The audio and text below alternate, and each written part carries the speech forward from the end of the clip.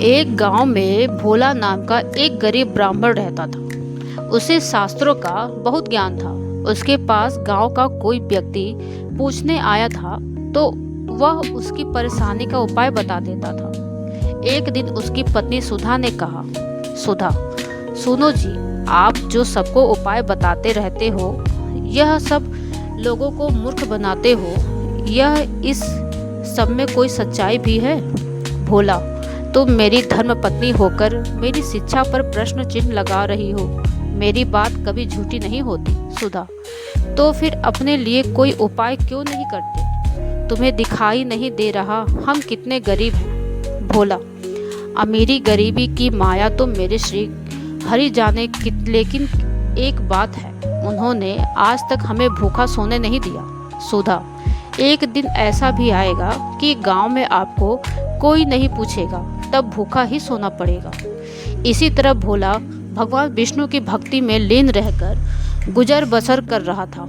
तभी एक दिन उसके पास एक सेठ जी आए। उन्होंने कहा, सेठ जी, भोला, मेरे पास बहुत पैसा है, लेकिन सुख भोगने के लिए संतान नहीं है। मेरा क्या कसूर है जो मुझे संतान का सुख प्राप्त नहीं हो रहा है? भोला, सेठ जी, आपके पिछले जन्म के कर्मों के कारण आपके घर में संतान नहीं है।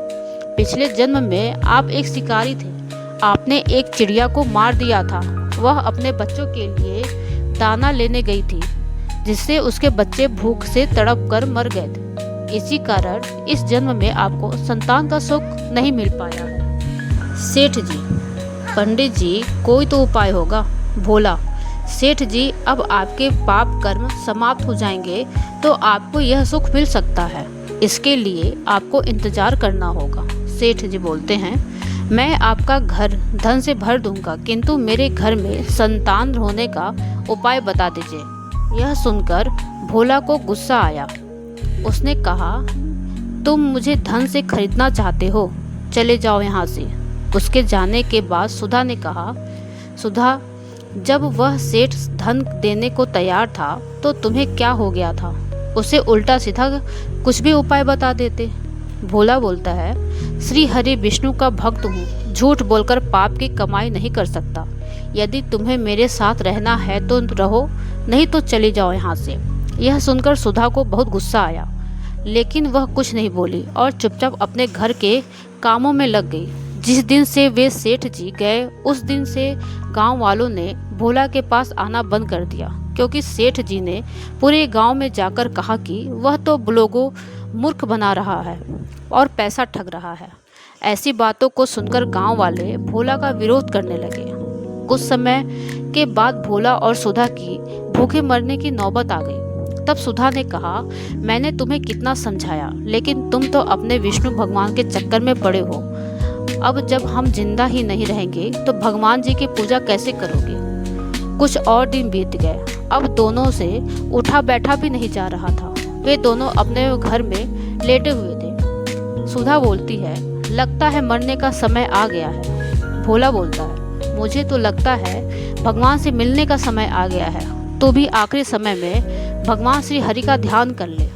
भोला और सुधा दोनों श्री हरि भगवान विष्णु का ध्यान करते लगते हैं।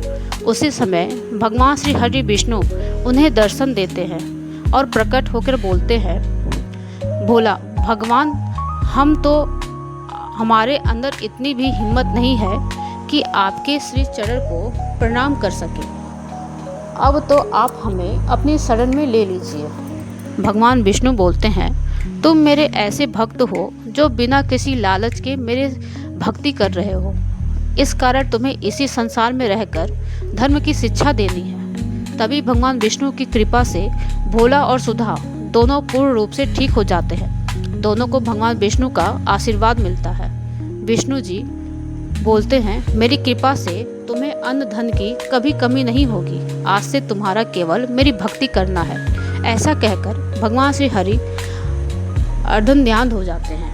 तो दोस्तों, अगर आपको ये स्टोरी अच्छी लगी हो तो वीडियो को लाइक करिएगा और चैनल को सब्सक्राइब करना ना भूलिएगा।